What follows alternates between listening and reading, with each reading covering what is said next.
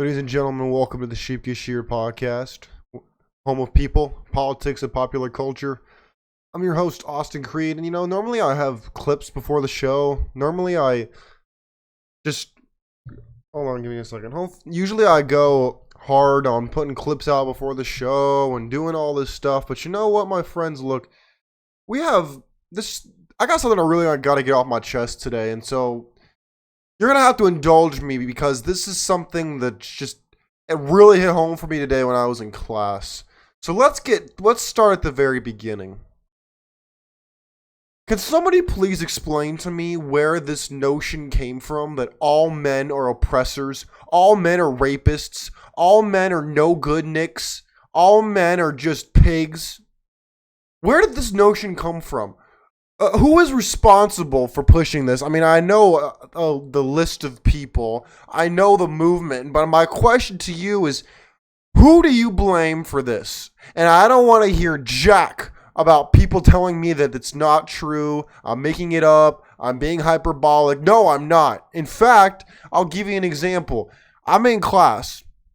And, this is actually the teacher that I like the most, believe it or not. He's a cool guy. He's a little bit of a provocateur, but that's kind of what I like about him, honestly. You ever have that kind of person in your life where they like to poke the bear a little bit, they like to push the boundaries a little bit, but, it's all in the name of being better and having important conversations, right? Well, we're having an important conversation, and then he has the nerve to start, talk, obviously. We talk about, sexual assault and rape and all that kind of stuff, which is important issues. Here's what I don't get, though.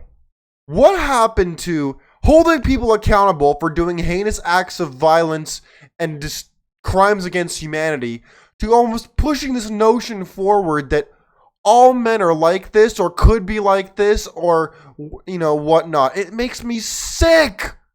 Sick. It makes me so angry. Because here's the problem. We've gone from awareness to blaming, castigating people. It's unbelievable to me how people get away with this nonsense. Where did this notion come from? I want to repeat the question again. Where did this notion come from that all men are like this or could be like this or have the potential to be like this? Who is responsible for this? Because this makes me sick. And it's not just the women who push this, by the way. It's the men who push this too. Where did this come from? That all men are oppressors. And they just oppress everybody, especially those darn white men. Those evil cracker white men. Where did this notion come from? Because it makes me sick. And I don't understand how people get away with this kind of garbage. Why do people get away with on the face of it, you'd think, how could someone get away with such blatant disrespect, blatant, disgusting, vile implications? How do you people get away with this stuff? They tell women, oh, be careful. Oh, be careful. You never know what, some dude gonna hop out the bushes. Oh, right, because I'm so dangerous. You wonder why marriage is in the toilet. You wonder why dudes are disengaging. Let me explain something to you. It's women who need relationships, not men, by the way. Young dudes might be the exception. But by and large, it's the women who are always in a relationship. They always want to be in a relationship. They always want this, that, and the other from a relationship. Most dudes don't care about relationships. They care about intimacy. And then they have the nerve to label us, smear us, castigate us, make us look bad. Look, people should be held accountable for the things they do. This is true. Don't for a second think that I'm telling people that they should be let off the hook. No, absolutely not. Here's my issue with this. People are very quick. We look on the internet, right? We look at women who do despicable behavior, right? First thing you see almost always in the comment section underneath all the people, acting like normies and laughing about it or whatever, is some dude, some chick, they say, not all women though, this isn't all women. And then we have this conversation about assault, SA and grape and all that kind of stuff like that. And then all of a sudden, there's no talk about not all men, not all dudes are like this. There's no conversation about that. It's just, oh, ladies, look out for these evil dudes. They gonna come get you. That's all it is, bro. That is all it is, and that's what it's become. You got all the girls looking all shifty-eyed at the dudes that they're walking home like, oh, these dudes are gonna get me. I'm gonna go. And you wonder why feminism is out of control. It makes me sick. This notion that all men are bad until proven otherwise. Unless you act like a good little boy, you should act like a good little boy, and then we won't. And don't act up too much, or we might have to remove consent 5 years later, and then your whole life is ruined. Oh, we might, we might just insinuate that you might have done something, and boom, you can't get a job anymore. This is out of control. This is out of control. This is why so many of us are checking out. We're gone. We're not into this anymore. And you know what's the most interesting thing and is so telling? In the same class that I just discussed, we have one of the dudes who probably started watching Fresh and Fit like 2 weeks ago, or he started watching old Andrew Tate videos, or he started watching stuff on this side of the internet for like the first time ever. I gotta give him props, but at the same time, he was so misguided, dude. It was so bad. He had the audacity to come out here and he was like, women's standards are too high. Yes, we all know that women's standards are too high. Congratulations. You noticed that. Congratulations. You listened to one Myron and you listen to one Fresh and Fit clip, and all of a sudden you think there's a problem. Like, oh, that's great. Here's the problem.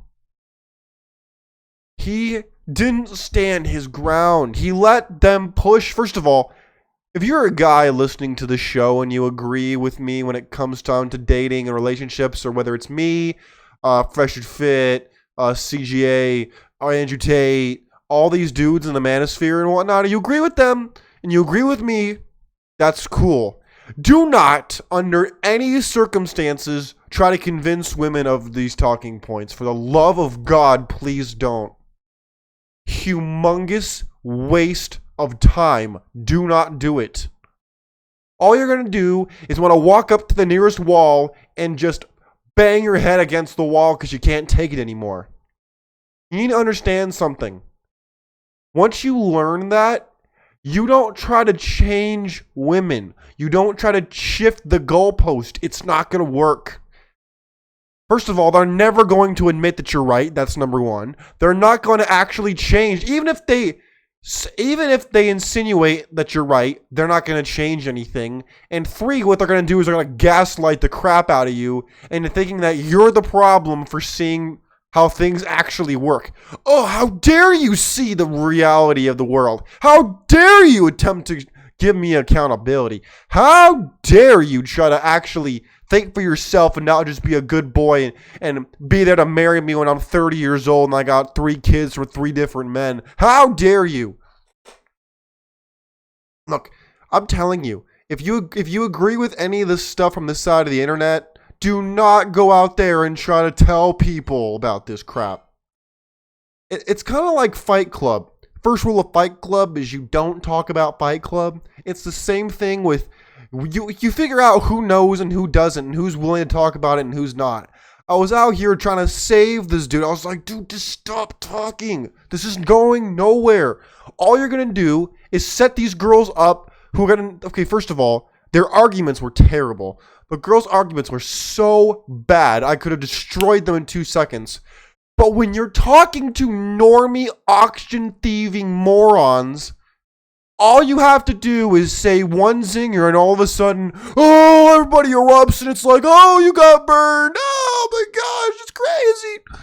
Even if it made no sense, immediately they don't care about anything that you were saying. They don't care about any logic you had, any reality you were discussing. Immediately it's out the window. No one cares about it out immediately. because people are so unbelievably stupid. So please just don't do that. But it all ties into this idea of men being viewed as oppressors and the women being seen as victims. No matter what happens, no matter who you are, you could be the nicest Mr. Rogers dude on the planet, but doesn't matter. They're going to find a way to blame you. They're going to find a way to make you look like the problem. And so many dudes do not see this. They're not willing to accept this simple fact of reality that we're talking about. And it makes me sad to have to tell you that. It makes me sad to tell you that, but it's just true. It's an unfortunate truth that we deal with all the time. Now, does talking about it change anything? No, not particularly, unfortunately. But guess what? You know what you can do? You could separate yourself from this garbage and say, hey, you know what? I'm not dealing with this. I'm not going to just sit here and let you call me names. I'm not going to sit here and be told this garbage that Marx and Engles came up with. Oh, yeah, you didn't know about that, did you? It was Marx and Engles who originally talked about this. I believe it was in the Communist Manifesto, where he talked about how men were the bourgeoisie and the women were the proletariats. Oh, you didn't know about that, did you? Because he wanted to destroy marriage. He wanted to destroy the West. So what did he do? He tried to undermine the family. And then the feminists got a hold of it. They ran with it. And now look what we have today. Look at the garbage that passes for femininity today. Look at the garbage that passes for relationships today. Look at the garbage that men have become today. The young dudes in my generation, I see them all the time. They're out here. Their girlfriend's on OnlyFans. They can't hold a job. They don't hit the gym. And they're out here trying to be like, oh, I deserve a 10, Austin. Yeah, man, I deserve a 10. I deserve a total babe. And if anybody tells me otherwise, I'm going to sue. That's what we're stuck with today. Look at the garbage that passes for masculinity today when it comes to younger dudes. It makes me sick. That's why, oh, hold on a second. Hold on. Give me 1 second. That's why I wrote this book. That's why I wrote this book. That's why I wrote this book. So that people might have an actual manual to make their life better. I didn't write it to get rich. I wrote it because so many dudes don't know what the hell's going on. You want me to read the back of the book? I'll read the back of the book. Let's read it. Yeah, I'll selflessly plug myself. It's my show. Here. It says, weaving together the philosophies of great luminaries like the Apostle Paul, Kevin Samuels, and Napoleon Hill. Most people don't even know who Napoleon Hill is. They might know who Kevin Samuels is. Most people don't even know. Rest in peace to Kevin Samuels. But I have chapter and a verse on these things that most people don't know jack about, and it makes me sick. Look at this. Here's my introduction. I'll read a little bit of my introduction. If you don't like it, turn the show off. I don't care. The journey and struggles of a single man, especially a young single man, are some of the hardest you will face in life. The beliefs you form in this stage will serve as a foundation for the rest of your life. Look at the garbage that passes for masculinity today. Oh yeah, man, just marry a woman and everything's gonna be good, man. She ain't gonna cheat on you. You know, she born again by the blood of the lamb. You know, even though she's 30 or she's 28 or whatever, and she just started going to church, she's changed, man. All those behavior that she had for the first quarter of her life, not relevant. We're not talking about it. It's out of here. Garbage. We're just going for it. My friends, I write about this in droves in this book right here. I'm telling you, you need to stop letting the world tell you you're an oppressor, that you're no good. Get away from the world. Get away from the people who call you garbage. You want to participate in their system. You want to participate in the system that calls you garbage. The women who call you dusties, broke, no good, garbage. You want to impress them? Why? You want to impress the garbage? You want to impress these hippopotamus-shaped women who call you rubbish? Why? Because you're told to do it? That's garbage. Forget that garbage. Fuck that shit. It's ridiculous. Yeah, I'm mad today. Yeah. This is going to be one of my few explicit shows because it's complete bullshit and I'm sick of it. I'm sick of people being told that men are no good. Oh, you want to read? You want to read what I wrote about marriage in this book? Oh yeah, let's do it. You know what? It's my show. Let's see. Oh yes, I love this part about divorce. It's very interesting, by the way. I say here, I'll make a clarification. I say, if marriage worked as it was intended and set up to be, I would be writing about why you should be married immediately. But we haven't been in paradise since Eden, and we won't be returning there anytime soon. Your desire for women and their affections should not force you to forfeit your financial and individual freedom.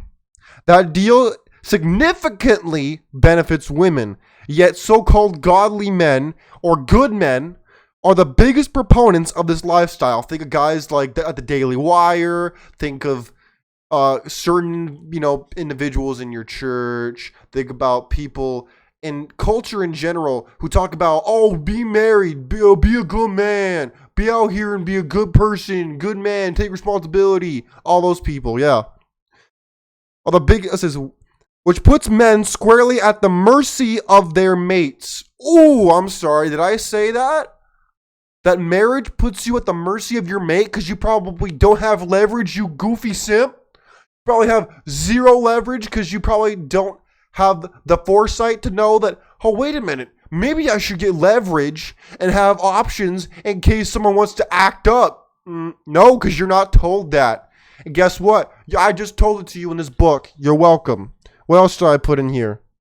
Oh, here's a good one too. No amount of masculine frame can hold back the government from upending your whole life if for one reason or another your marriage ends prematurely.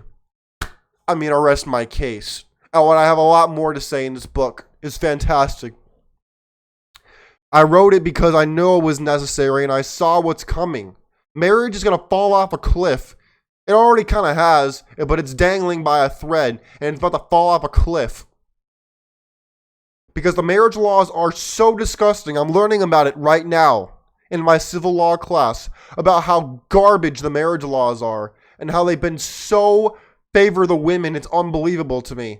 We're given these divorce scenarios and these dudes who are so good to their wives, they care about them, they buy the house, they buy the picket fence, they buy the dog, they get the kids, they get the car, they get the job, they get the joint bank account, they get all of that, and then they get straight fleeced like they're like the mafia coming for protection money, get absolute fleeced by the government and by their wives, and then they're stuck holding the bag living out of their car. And then have the nerve to tell me that the men are the oppressors when it's the women out here making a bag off these goofy men like predators preying on a helpless animal. Yeah, I'm setting the record straight and I'm a little mad today. Go ahead, report me if you don't like it. Report me. I don't care. I don't give a damn. Report me. You bums, you mooks. You bums. I know who you are. I know what you're doing.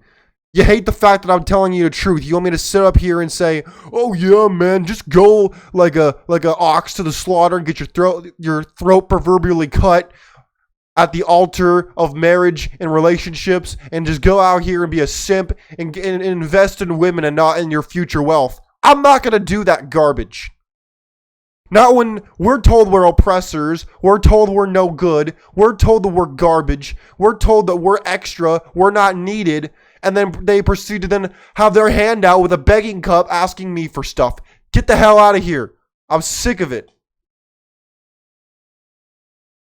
Ugh.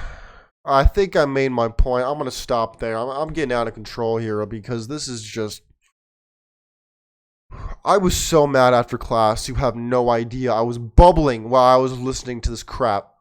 I was fuming while I was listening to him talk like all men are potential rapists and oppressors and murderers. And I had to sit there and listen to this rubbish. about how men are no good, men are oppressors, men can do this, men can do that, and women file this many restraining orders because of men, and blah, blah, blah, blah, blah. No, it's for custody of their kids, and it's all lies and garbage. Most people are liars and thieves and no good.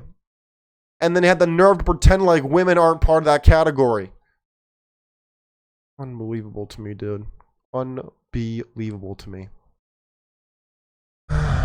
By the way, I'm sorry if I blow out your ears while I'm yelling today, because I'm full of emotions today, man. And you know what? Sometimes my cup of passion doth overfloweth. And if you don't like it, turn the show off. I don't care, dude. Seriously, don't care. Anyways, I think I'll end it there. My friends, please don't fall for this. Don't be a schmuck and take the bait into thinking that you're no good or that you could at any point snap and become a monster. It's all lies put forward by the revisionist historian feminazis. Don't fall for this garbage. Please don't. And for those of you men who are out there giving us a bad name, you're disgusting. And for those women out there who are feminists who can't hold down a job without taking 50-11 mental health days, I know who you are. I know you're a fraud. I'll see you when you're 30, because that's when you'll want to take a serious relationship from a guy like me who you said was no good. Till then, my friends, I'm out of here. God bless you. God bless your families. God bless America. I'm out of here. Have a great evening. Peace out.